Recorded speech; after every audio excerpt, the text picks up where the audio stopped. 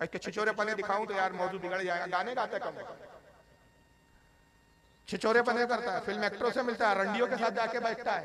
शर्म है ना हया है, शर्म नबी खौफे खुदा ये भी नहीं, वो कोई पेंदा नहीं, हिजड़ों के साथ बैठता है, रंडियों तवाइफों के साथ वीडियो भरे पड़े। मैं यहाँ वीडियो दिखा के मजलिस को प्रोगंदा नहीं करना चाहता, जाओ नेट पे देखो तारीख जमीन, औरतों से हाथ मिलाता बेगैरत है, फैशनेबल औरतों से हाथ मिलाता है, और उसकी बेगैरत जमात का कोई बोलता नहीं कि अभी तू मौलवी है कि भांड है,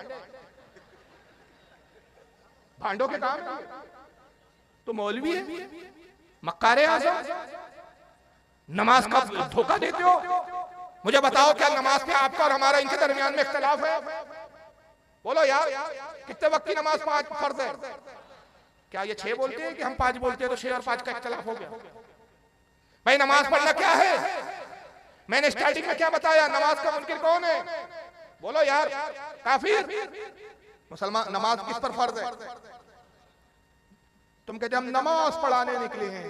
अबे नमाज का किस फिरके ने इनकार किया? नमाज तो शिया भी पढ़ते हैं, नमाज तो कादियानी भी पढ़ते हैं, नमाज तो खोजा भी पढ़ते हैं, भौरे भी पढ़ते हैं, नेचरी भी पढ़ते हैं, चकराल भी पढ़ते हैं। दुनिया का हर फिरका नमाज पढ़ता है, नमाज पर इख्तिलाफ नहीं है। इख्तिलाफ 3 चीजों पर है। आइए मैं आपको इख्तिलाफ की इतना छोटे वक्त में मैं सारे इख्तिलाफात तो नहीं दिखाऊंगा। एक इख्तिलाफ नहीं है, सैकड़ों चीजों पर इख्तिलाफ है। इनसे एक इख्तिलाफ दिखाता हूं। इस जमात के जो ठेकेदार थे जिन्होंने देवबंद का मदरसा बनाया, नाम था मौलवी कासिम। ऐसा दावा किया जाता है कि मौलवी कासिम नानातवी ने मदरसा बनाया। इनको अचानक एक खप्त सवार हो गया। एक दिन अपने पीर साहब से इन्होंने कहा मैं किताब का स्कैन दिखा देता हूं। ये दिखा उनको क्या ख्वाब बयान करते हैं। किताब का नाम है उनकी सवाने हयात लिखी गई, उन्हीं की जमात से छपी, स्क्रीन पर है, ओरिजिनल किताब मेरे हाथ में। यहाँ डाउट हो तो यहाँ आके देख लो। और जलसे के बाद मैं 2-3 घंटे रुकूंगा। 4 बजे की ट्रेन है मेरी। जलसा इंशाल्लाह 10 साढ़े 10 बजे, 10:30 बजे खत्म हो जाए। 4-5 घंटे हूं मैं यहाँ।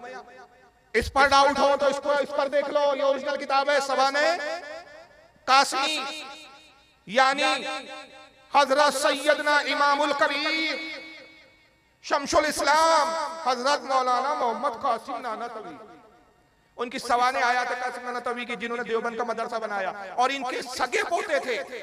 अब कल तारिक जमील की तरह कोई मक्कारी करेगा तबलीगी जमात वाला, वो कहेगा नहीं नहीं हम तो तबलीगी जमात लेके सिर्फ नमाज पढ़ने की बात करते जनाब, हमारा इनसे कोई ताल्लुक नहीं। ये वक्त आने पर अपने बाप का और दादा का भी इनकार कर देते। क्योंकि जाहिर है जिसके नसब में खोट होता है वही अपने नसब का इनकार करता है। और जो सही नसब होता है वो कभी, खुदा की कसम, जब जब तुमने आला हज़रत पर एतराज किया, कभी हमने आला हज़रत से पीछा नहीं छुड़ाया अपना। हमने कभी नहीं कहा मौलाना अहमद रज़ा हमारे इमाम नहीं है। हमने तो कहा आला हज़रत हमारे इमाम है और हम मसलक आला हज़रत पर चलने वाले हैं। सुभान अल्लाह, सुभान अल्लाह, सुभान अल्लाह। बहुत खूब।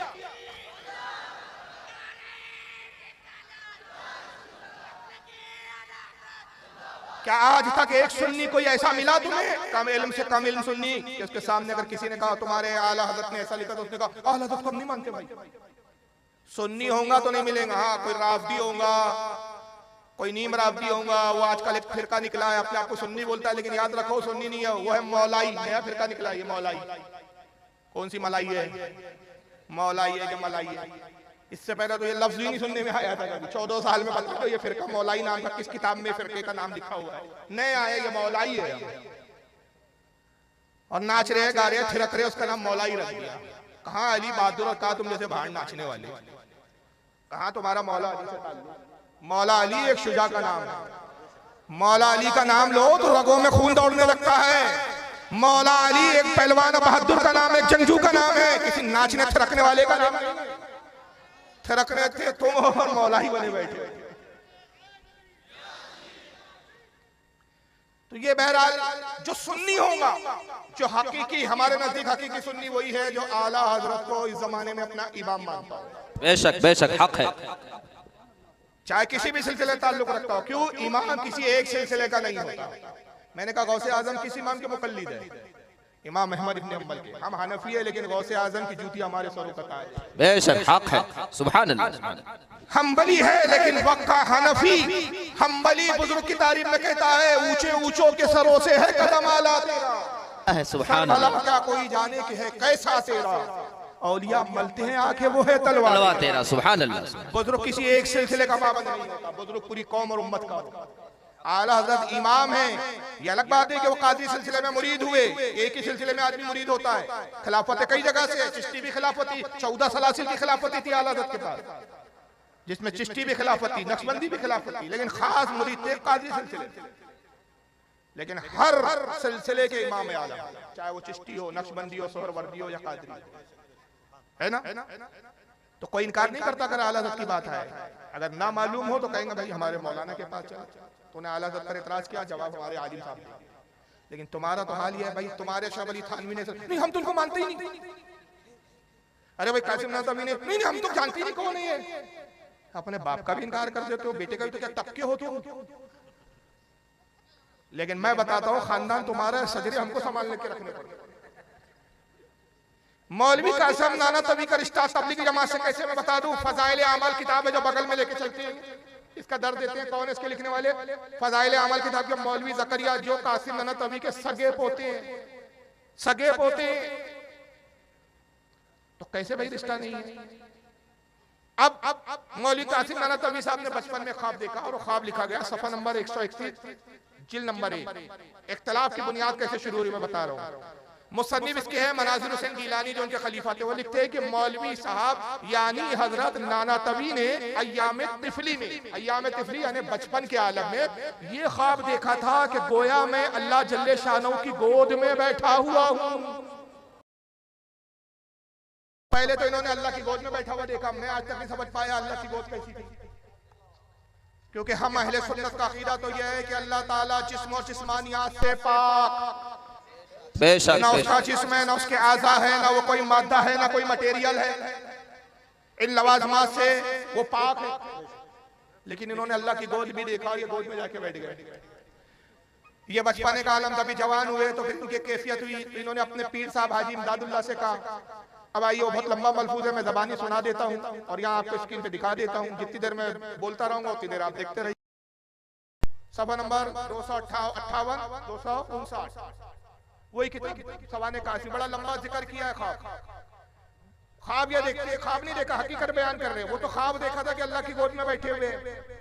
अब क्या कहते हैं कि हाजी इमदादुल्लाह उनके पीर साहब थे कासिम नाना तवी के, उनसे एक बार इन्होंने जिक्र किया, कहा कि जब भी तस्बीह लेकर बैठता हूँ, जिक्र करता हूँ अल्लाह अल्लाह का, तो ऐसा मालूम होता है जैसे मनो वजन मुझ पे रख दिया गया, जैसे पहाड़ 100 मन के पत्थर मुझ पे रख दी होगी।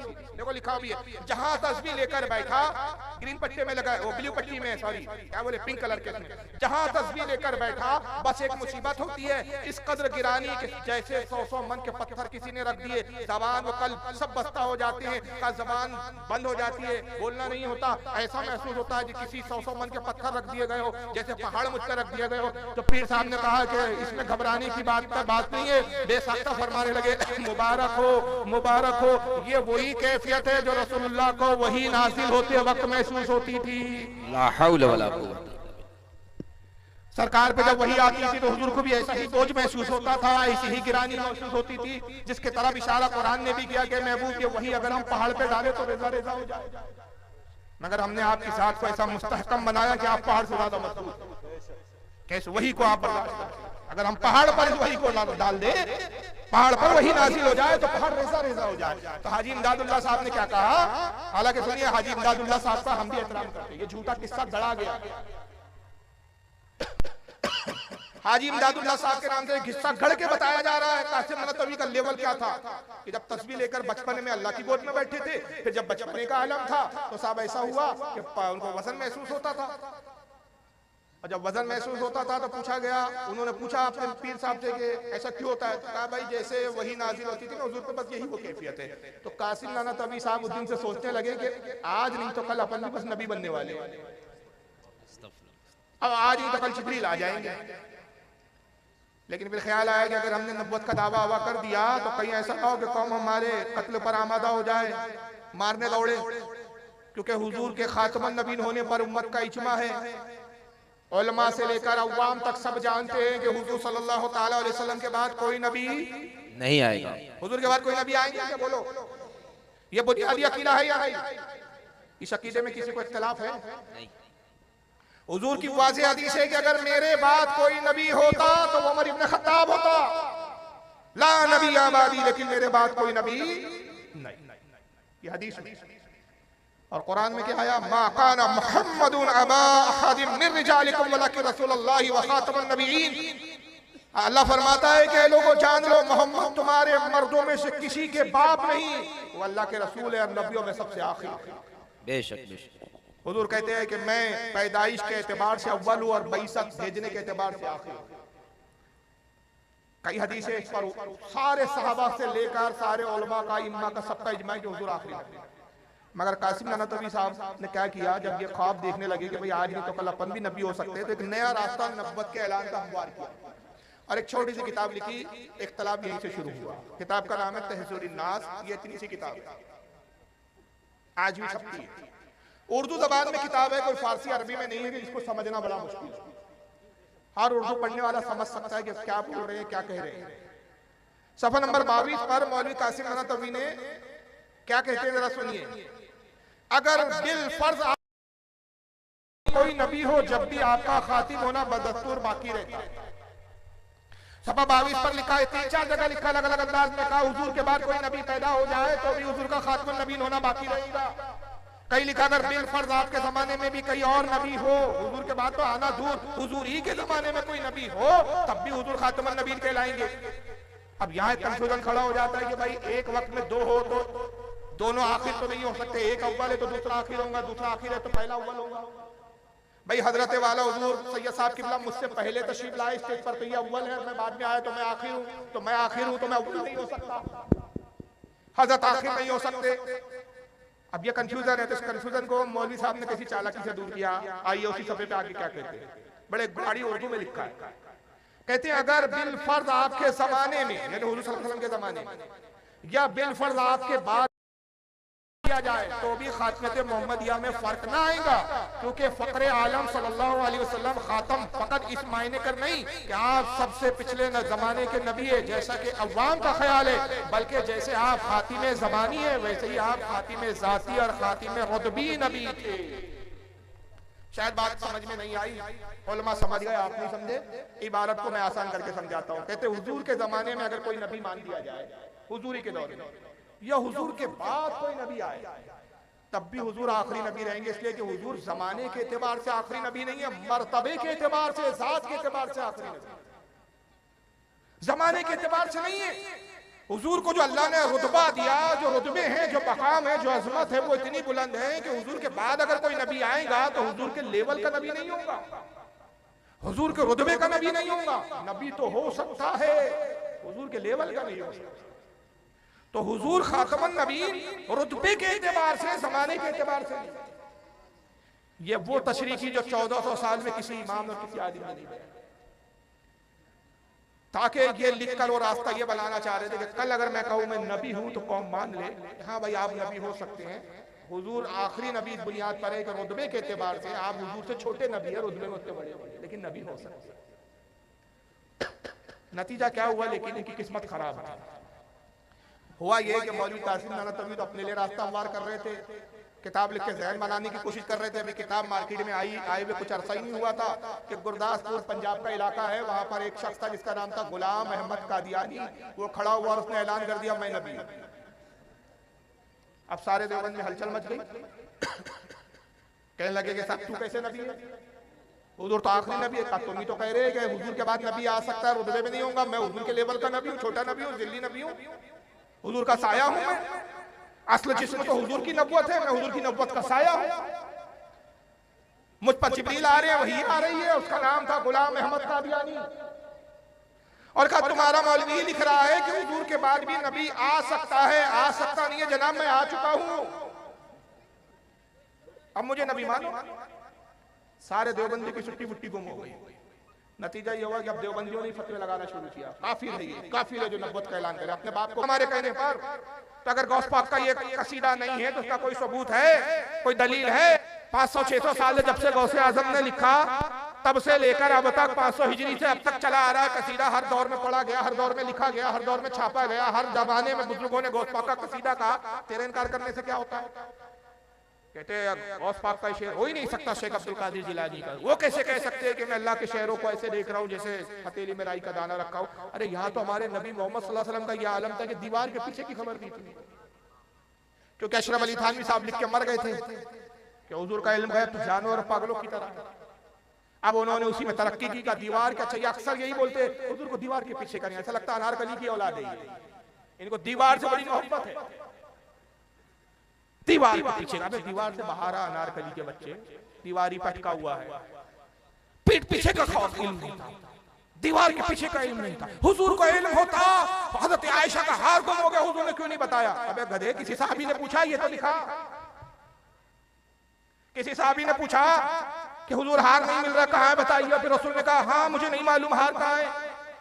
हुजूर सल्लल्लाहु अलैहि वसल्लम की बीवी पर तोहमत बांधी गई, हुजूर परेशान रहे, इल्म गायब होता तो हुजूर परेशान क्या होते? अबे गधे परेशान इसलिए नहीं थे, वही में ताकीर हो रही थी, हुजूर जानते थे, हुजूर को इल्म था, हुजूर जानते थे मैं कहूंगा तुम मुशरिकीन नहीं मानेंगे, कुफ्फार नहीं मानेंगे, मुनाफिक नहीं मानेंगे, तुम जैसे बदबख्त नहीं मानेंगे, तुम मैं कहूंगा तो लोग कहेंगे अपनी बीवी का सपोर्ट कर रहा है। तवक्कुफ इसलिए कर रहे हैं कि आयत का इंतजार कर रहे हैं, रब कुरान में आयशा की पाकी का जिक्र करेगा, कयामत तक मेहराबों में आयशा सिद्दीका की पाकीज़गी बयान। सुभान अल्लाह, नबी का इल्म गायब है, इसमें नापाकी को दूर कर दे और तुम्हें खूब साफ सुथरा कर दे। जब अल्लाह ने ये तुम्हारे लिए इरादा कर लिया, पहले बैत में हुजूर आपकी ज़ौजे मुताहरा जो दुनिया और आखिरत में आपकी बीवी है वो नापाक हो, अल्लाह को कैसे गवारा होगा?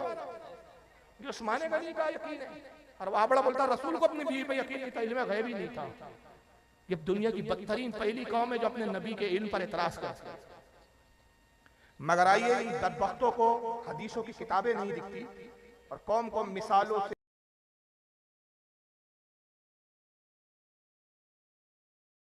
बुखारी की अंदर हदीस मौजूद है, इन बदबख्तों की नजर से नहीं गुजरती है। ये सही बुखारी छपी भी इन मनुष्यों के किताब उस-सलाह हदीस नंबर 418। आइए हदीस पाक क्या है। अन अबी हुरैरा अन्ना रसूलुल्लाह सल्लल्लाहु अलैहि वसल्लम क़ाल, हज़रत अबू हुरैरा से रिवायत है। हदीस का पस मंजर ये है कि आका एक मर्तबा नमाज पढ़ा रहे हैं, बाद सहाबा का नमाज में ख्याल नहीं है, तवज्जो नहीं, बशरी एतबार से दिल में कुछ है ना, नसी खत्म क्या कहा सरकार, फवल्लाही अल्लाह की कसम मा यख्फा, मुझसे छुपा हुआ नहीं है, अला खुशूअकुम, खुशू कहते हैं दिल के ख्याल को, दिल के इरादों को, मैं तुम्हारे दिल के खुशू और इरादों को भी जानता हूँ। सुभान अल्लाह, सुभान अल्लाह, सुभान। तुम्हारे दिल के ख्यालात भी मुझसे छुपे हुए। और फिर आगे जो फरमाया, ये वहाबों को हदीस का टुकड़ा नहीं दिखा, अगर वाकई सच्चे हो तो बताओ इस हदीस का ये जुमले का मतलब ये नहीं है, अगर तुम इसका कुछ और मतलब बताओ, खुदा की कसम इस बात पे तुम मुझसे मुनाजरा कर लो, मैं तकरीर करना छोड़ दूंगा। वाज़ेह अल्फाज में आका के अल्फाज है, इन्नी ला अराकुम मिन वरा ज़हरी, खुदा की कसम जैसे मैं सामने देखता हूँ वैसे अपने पीठ के पीछे भी देखता हूं। सुभान अल्लाह, सुभान अल्लाह, नारे तकबीर, नारे रिसालत, मसलके आला हजरत, उलमाए अहले सुन्नत, मुनाजिरे अहले सुन्नत, माशाअल्लाह माशाअल्लाह, सुभान अल्लाह। ये साफ वाज़ेह मिन वराकुम ज़हरी, ज़हरी ज़हरी कहते पीठ के पिछला हिस्सा, जैसे मैं सामने देखता हूँ वैसे ही। और ये कहता पीठ के पीछे की खबर नहीं थी, तुझे अपनी अम्मा की खबर नहीं है, तुझे कहां से लाया? अपनी अम्मी से अच्छे से तहकीक कर, अम्मी कहां से लाया, अपने अब्बा सही है कि नहीं, किसी और को तो नहीं अब्बा बता दिया। और अब यही मौलवी दूसरी जगह फतवा देता है, महराज रब्बानी नाम है। देखिए ये है वह इख्तिलाफात। अब तुम नमाज पढ़ते रहो और दिल में अकीदा ये हो कि नबी को पीठ पीछे की खबर नहीं, क्या नमाज को बोलूं? क्या तुम्हारे से हमारे इख्तिलाफ जो है वो खत्म होने वाली बातें होंगी जब तक तुम इससे तौबा ना करो? कहां पे तारिक जमील की थ्योरी चलेंगी? अपने अपने अकीदे पर कायम रहो। एक का अकीदा ये है नऊज़ बिल्लाह मिन ज़ालिक के रसूल को पीठ पीछे की खबर नहीं, और हमारा अकीदा ये है कि हुजूर सब जानते हैं। तालमेल तो नहीं बन सकता। अब मौलवी साहब उल्टा चोर कोतवाल को, अल्लाह के नबी को गैब का इल्म नहीं था, और अगर कोई कहता है तो दुनिया का बदतरीन कज़्ज़ाब है, झूठा है, मुशरिक है वो, मुशरिक है वो। अल्लाह के नबी को इल्म गैब नहीं था, और अगर कोई हुजूर का इल्म गैब कहता है तो वो बदतरीन काफिर है, मुशरिक है। अब तुम हमें इस बुनियाद पर, हम तो रसूल का इल्म गैब मानते हैं, तो इस बुनियाद पर तुम हमें मुशरिक कह रहे हो। तो फिर अगर तुम हमें मुशरिक कह रहे हो और अपने फतवे पे तुम्हें इत्मीनान है, तो फिर मौलवी तारिक जमील से मैं कहूंगा मौलवी साहब इससे हमारा इत्तेहाद कैसे हो जाएगा? ये थ्योरी कैसे चलेंगी? एक दूसरे के रिस्पेक्ट करो और अपने अपने अकीदे पे कायम रहोगे तो चलेगा नहीं। लेकिन उल्टा चोर कोतवाल को डांटे। इन्होंने फतवा किस पर लगाया? कुफ्र का, शिर्क का, जो रसूल का इल्म गैब ना माने। लेकिन कुरान तो कुछ और बताता है। इनका अकीदा न कुरान के मुताबिक, न सहाबा के मुताबिक, न रसूल के मुताबिक। आइए जरा कुरान के आयत की तशरीह सुन ले पहले, शान नुज़ूल, फिर आयत बताऊंगा कब नाज़िल। गज़वा तबूक का मौका है। गज़वा कहते हैं उस जंग को जिसमें रसूलुल्लाह को शरीक। गज़वा किसे कहते हैं? जिसमें सरकार खुद शरीक, उसको गज़वा कहा जाता है। और जिसमें सरकार मौजूद ना हो उसको गज़वा नहीं कहते, सिरिया कहते या जंग कहते हैं। सरकार गज़वा तबूक से लौट गई। एक जगह आपने पड़ाव डाला, पहाड़ों की वादियों में आराम किया, खैमे नसब हो गए। सरकार की ऊँटनी अचानक गुम हो। साहबा या रसूल आपकी ऊँटनी रस्सी छुड़ाकर भाग गई, अल्लाह जाने कहाँ है आपकी ऊँटनी। फरमाया मेरी ऊँटनी को तलाश कर। देखो बस ऐसे ही जुमलों को वहाबड़े पकड़ लेते हैं आज के। उस दौर के मुनाफिक भी यही करते थे। जैसे ही उन्होंने सुना कि रसूल ने कहा मेरी ऊँटनी को तलाश करो, उनको मौका मिल गया। सारे जितने मुनाफिकीन थे उस वक्त के जमा हो गए। उन्होंने क्या कहा? वमा युद्री मोहम्मदुन बिल गैब, मोहम्मद गैब क्या जाने। एक तरफ मोहम्मद का ये आलम है कि आसमानों की बातें करते हैं, जन्नत की बातें करते हैं, और ये जमीन पर ऊँटनी गुम हो गई, इनको अपनी ऊँटनी की खबर नहीं, इनको अपनी ऊँटनी का पता नहीं। और दावे तो जन्नत के करते हैं कि जन्नत में ये हो रहा है, वो हो रहा है, मैं हूरों को देख रहा हूँ, जन्नत के फरिश्तों को देख रहा हूँ, जन्नत के जो है फलों को देख रहा हूँ। जन्नत देखते हैं, आसमानों में फरिश्तों को देखते हैं, और जमीन पे ऊँटनी गुम हो गई, मोहम्मद को अपनी ऊँटनी की खबर नहीं। ये मुनाफिकीन ने कहा तो एक साहबी थे ज़ैद इब्न अरक़म रज़ियल्लाहु ताला, उन्होंने ये मुनाफिकीन की बात सुन ली। हुजूर के खिदमत में आए, अर्ज़ किया या रसूल अल्लाह, कुछ मुनाफिकीन इस तरह की गुफ्तगू कर रहे हैं और आपकी शान में तौहीन कर रहे हैं। कहते हैं मोहम्मद गैब नहीं जानते, अगर गैब जानते, छुपी हुई बातों का इल्म होता मोहम्मद को, ऊँटनी कहाँ गुम हुई बता देते। सरकार ने कहा बुला के लाओ। ज़ैद इब्न अरक़म ने कहा चलो रसूलुल्लाह बुलाती। मुनाफिकीन आए। हुजूर ने जलाल में कहा क्या तुम ये समझते हो कि अल्लाह ने मुझे गैब अता नहीं किया? मैं छुपी हुई बातों को नहीं जानता, खुदा की कसम मैं जमीन की हर शय को जानता हूं, मगर अल्लाह के हुक्म के बगैर बोलता नहीं। बाज हिकमतों के तहत मैं खामोश रहता हूं, मेरी खामोशी में हिकमत होती है। मगर अब तुमने एतराज किया तो मैं बाखुदा जानता और बताता हूं तुम्हें कि जाओ फुला पहाड़ की फुला वादी में कुछ झाड़ियां हैं, मेरी ऊँटनी उन झाड़ियों में और उन झाड़ियों को खा रही। पहाड़ भी बता दिया, वादी भी बता दिया, झाड़ी भी बता दिया, और ऊँटनी किस झाड़ी को खा रही है ये भी बता दिया। हज़रत ज़ैद कहते हैं कि साहबा ने कहा चलो, हमें मालूम है हमारे आका ने जैसा कहा वैसा ही है, हमें यकीन है। मुनाफिकीन को ले गए, उस वादी, उस पहाड़ में पहुंचे, पहाड़ की वादियों में पहुंचे, देखा वहां झाड़ियां थी, और उन्होंने जिस झाड़ी के बारे में कहा था उसी झाड़ी को वो ऊँटनी खा रही। साहबा ने लगाम पकड़ी और लेकर आए और कहा कि बदवक्तो अब क्या कहते हो मोहम्मद सल्लल्लाहु अलैहि वसल्लम के बारे में कि हमारे आका गैब जानते हैं कि नहीं? तो उन्होंने भी वही बोली जिनसे आज वहाबियों ने सीखी। कौन सी? अरे आप लोग इतना सीरियस हो गए, हम तो हंसी मजाक में बोल रहे थे, मजाक में बोल दिया तुमने। वाबड़ा भी ऐसा करेगा, कहाँ लिखा है? ऐसा बोलेगा जैसे अरे मेरे बाप जैसी दिखाएंगे अभी मान लेंगे।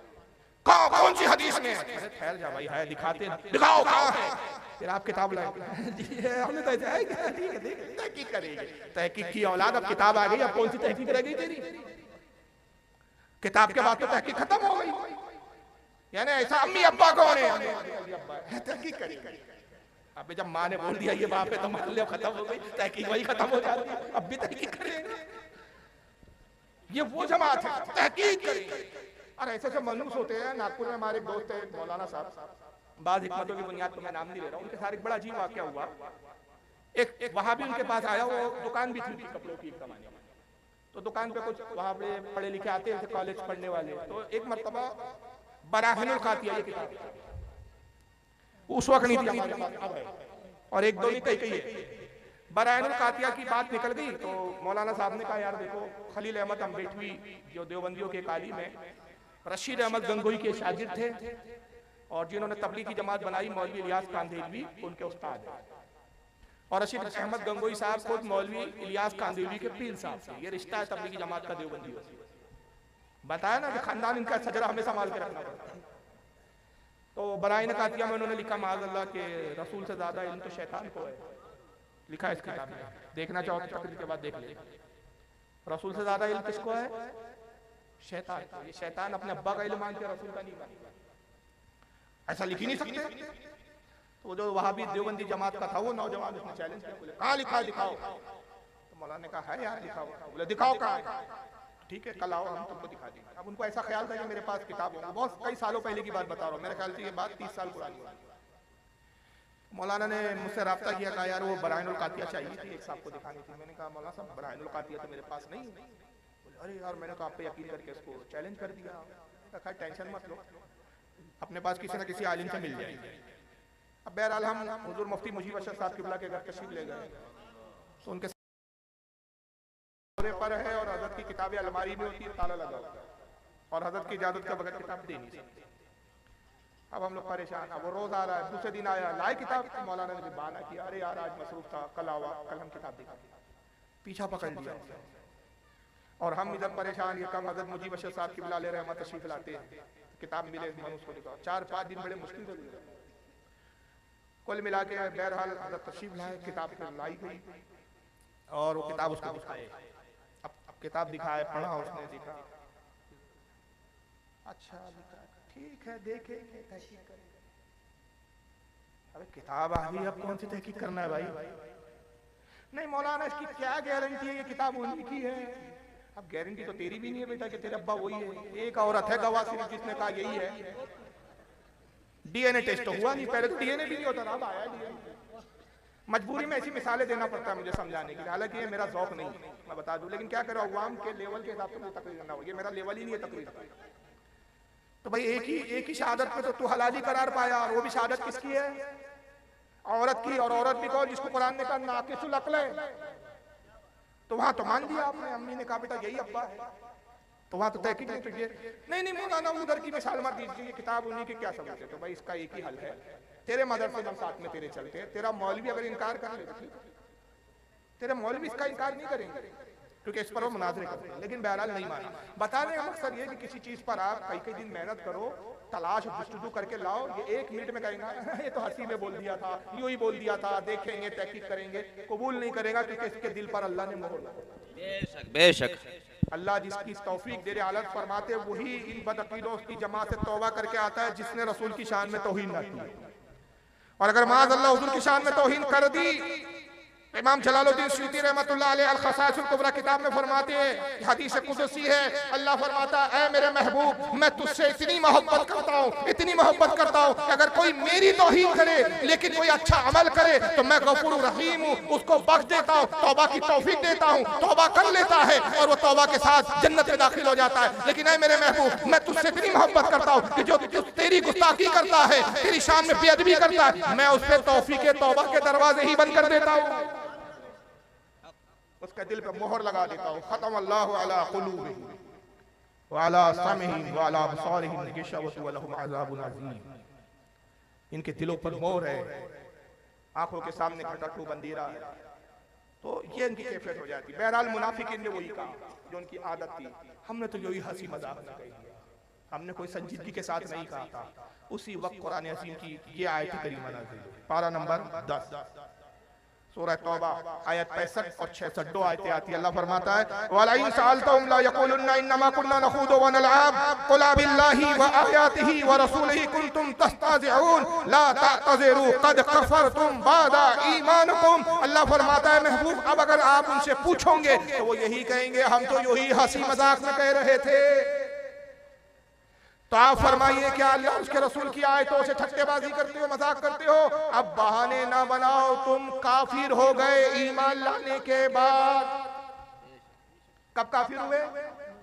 ईमान लाने के बाद। तो पहले ईमान वाले थे कब तक? जब तक नबी की शान में तौहीन नहीं की थी। जब तौहीन की तो ईमान के बाद काफिर हो गए। पता चला गुस्ताखी, नबी की सजा ये है, गुस्ताखी का अंजाम ये है कि इंसान ईमान से निकल जाता है।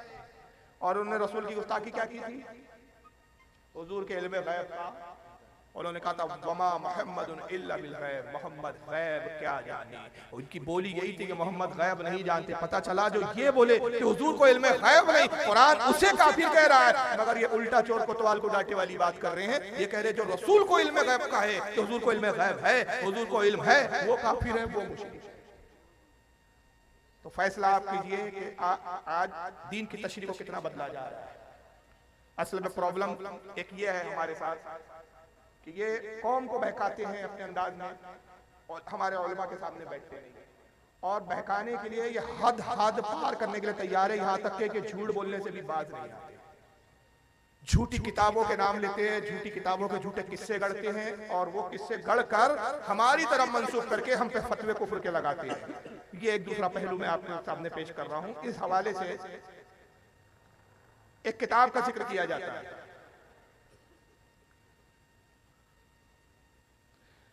इन सब चेहरे खिल गए आप लोग। ये बलात्कारी बाबू है। नहीं, मैं नहीं कह रहा हूं, ये कोर्ट का फैसला है। अभी इनको 13 साल की सेशन कोर्ट ने सजा सुनाई है। बनारस में एक लड़की के साथ इन्होंने बलात्कार किया था और पूरी जमात अभी इस पे लगी कि जर्दी साहब बिल्कुल क्लीन है, दूध से धुले हुए। इनका नाम है मौलवी जर्दी। ये शुरू मौलवी जर्दी से झूठ शुरू होता है। इन्होंने सऊदी अरब में जाके झूठ बोला, सऊदीया में तकरीर की थी। जरा ये पहले तकरीर सुनिए। सीरत गौसे पाक के नाम से इंडिया की छपी हुई है, बॉम्बे से छपी हुई है। सीरत गौसे पाक हाजी अली की दरगाह पे मिल जाएगी। थोक के भाव बिकती है किताब, कीमत भी बहुत ज़्यादा नहीं है, सिर्फ 75 रुपये इंडियन करेंसी। लिखा है 181 सफ़े पर देखेंगे, लिखा हुआ है गौसे आजम दस्तगीर। अब दस्तगीर का माना देखिए क्या लिखा हुआ है। बड़े पीर साहब ने अल्लाह से कहा कि दिखाओ ये सातों आसमान तूने कैसे बनाए। मैं ये दिखलाना चाहता हूं शिर्क के नुकसानात क्या हैं। जब शिर्क इंसानी जिंदगी में आता है तो ये अल्लाह के मकाम और मर्तबे को किस तरह घटाता है। बड़े पीर साहब अल्लाह से कह रहे हैं, गौसे पाक अब्दुल कादिर जिलानी के मुझे दिखलाओ ये सातों आसमान तूने कैसे बनाए। गोया कि ये इंजीनियर थे, सिग्नेचर इनको करना थे। अल्लाह ताला इनको लेके चला। पहला आसमान देखा, कहा बिल्कुल ठीक। दूसरा देखा, कहा मुस्तहसन, अच्छा है। तीसरे को भी पास कर दिया। चौथे आसमान पर जब अल्लाह पहुंचा तो उसको भी पास कर दिया कि ये भी ठीक। छठे आसमान पर जब अल्लाह पहुंचा, पांचवां छठे पर, तो वहां से अल्लाह का पैर फिसला। बड़े पीर साहब का पैर नहीं फिसला, मैं बोलने में गलती नहीं कर रहा हूं, अल्लाह का पैर फिसला। और छठे आसमान से अल्लाह गिरा और वो गिरकर नीचे चौथे आसमान पर आया। बड़े पीर साहब ने अपना दाहिना हाथ बढ़ाया और अल्लाह को खींच लिया, पकड़ के उनको उठा लिया। गिरने से, जमीन पर आने से उनको रोक लिया, हाथ पकड़ा और उनको खींचा और ऊपर चढ़ा लिया। उस दिन से उनका नाम पड़ गया दस्तगीर, हाथ बढ़ाकर अल्लाह को खींचने वाला। ये दस्तगीर का माना ये है, हाथ बढ़ाकर अल्लाह को खींचने वाला। मैं समझता हूं कि अल्लाह की जो रुसवाई और जिल्लत इस फिरके ने की है, शायद हिंदुओं की मजहबी किताबें भी अगर आप पढ़ डालें तो ये नहीं मिलेगा आपको। ये हम पर इल्जाम लगा रहे हैं, उल्टा चोर कोतवाल को डांटे वाली वही मिसाल कि अल्लाह की गुस्ताखी, अल्लाह की रुसवाई जो इस फिरके ने की है, यानी हम सुन्नी बरेलवियों ने जो की है। अगर आप हिंदुओं की किताबें उठा लो तो हिंदुओं की भी किताबों में आपको अल्लाह की ऐसी गुस्ताखी नहीं मिलेगी। यानी अपनी बात में वजन देने के लिए कैसे कैसे अंदाज इख्तियार किया करते हैं लोग। कि तकरीबन मेरा ख्याल शायद 12 साल का अरसा हो गया, हत्ता कि ये मौलवी साहब जेल चले गए। और अब लोगों ने कमेंट भी किए बहुत सारे, मजाइया कि यार 13 साल इससे गया कि कम से कम इस बहाने तो बोले फारूक रफी से पीछा छूटेगा, जेल चला गया। 12 साल से मुसलसल में एक ही मुतालबा करता रहा इस मौलवी से कि भाई ये सीरत गौसी पाक जो हाजी अली पे थोक के भाव मिल रही है, कीमत इसकी 75 रुपये है, सफ़ा नंबर 181 है। किताब के मुसद्दिफ का नाम आपने बताया नहीं, लिखने वाला कौन है, कहाँ से छपी, उस प्रेस का नाम नहीं है, सिर्फ हाजी अली पे मिल रही है, वो इंडिया की छपी है, कीमत 75 रुपये है, सफ़ा 181 पे लिखा है सीरत गौसे पाक पर कि अल्लाह ताला से गौसे आजम ने कहा तूने आसमान कैसे दिखा है, मुझे दिखा। अल्लाह गौसे आजम को आसमान दिखाने ले गया। पहला आसमान ठीक, दूसरा आसमान ठीक, अल्लाह आसमान दिखाता रहा, गौसे आजम खुश होते रहे। छठे आसमान पर जब गौस पाक पहुंचे अल्लाह के साथ तो अल्लाह का पैर फिसला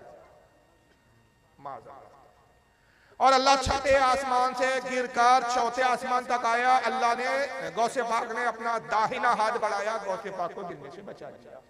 उस दिन से नाम पड़ गया उनका दस्तगीर। यानी ये जो सुन्नी गौसे पाक को दस्तगीर कहते हैं उसकी वजह यही है कि गौस पाक ने अल्लाह को गिरने से बचा लिया। उस दिन से उनका नाम पड़ गया दस्तगीर। हम इसलिए मानते हैं। तो हमने कहा भाई ये किस किताब में लिखा है, हमें दिखा दो। 12 साल का अरसा हुआ, इसको जगह जगह लोगों ने पकड़ा, इसके जलसे कैंसिल हुए कई जगह। ये कई जगह खौफ के मारे जब लोगों ने कहा कि यहाँ आएगा तो किताब लेकर आना, तो जलसों में आना बंद कर दिया। लेकिन नहीं किया तो दो काम नहीं किया, एक तो तौबा नहीं की और दूसरा या तो किताब नहीं दी। यानी ये फिरके का हाल ऐसा है कि अल्लाह ताला ने तौफीक तौबा इनसे सल्ब कर दी। और आज भी जमात के लोगों को चैलेंज है कि अगर वाकई तुम सच्चे हो तो ये किताब हमें दिखा दो, कहाँ लिखा है, हमारे किस आलिम ने किताब लिखा और किस आलिम की किताब ने बात लिखी।